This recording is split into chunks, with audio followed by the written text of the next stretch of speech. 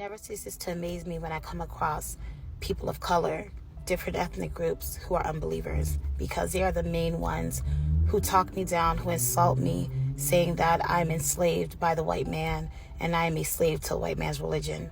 Please understand that Christianity is not a white man's religion. But I digress. When it's all said and done, I was in fact a slave. I did have a slave mentality, and that was me being a slave to sin. I was not able to fully think for myself, to truly experience freedom. I placed my identity in other people. I placed my identity and my self-worth in men. I placed so much anger and hostility onto other people because I was walking around with unforgiveness. I did not know how to love. I did not know what it meant to be loved.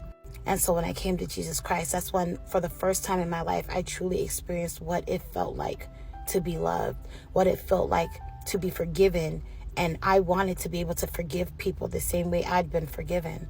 For the first time, I had an identity, and my identity isn't in who I looked at myself as, who the world looked at me as.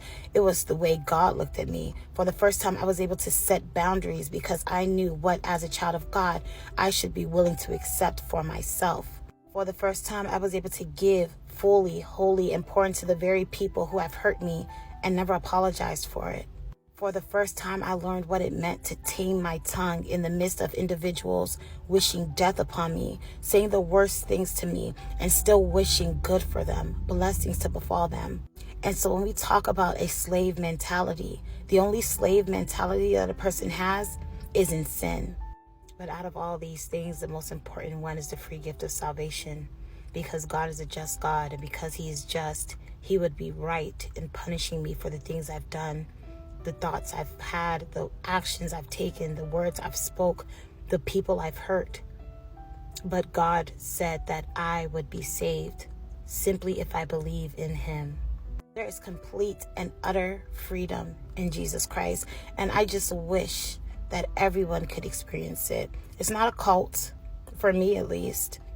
It's an understanding, it's a walk, it's a relationship with God. And my prayer is that you experience it for yourselves and become believers. Be blessed.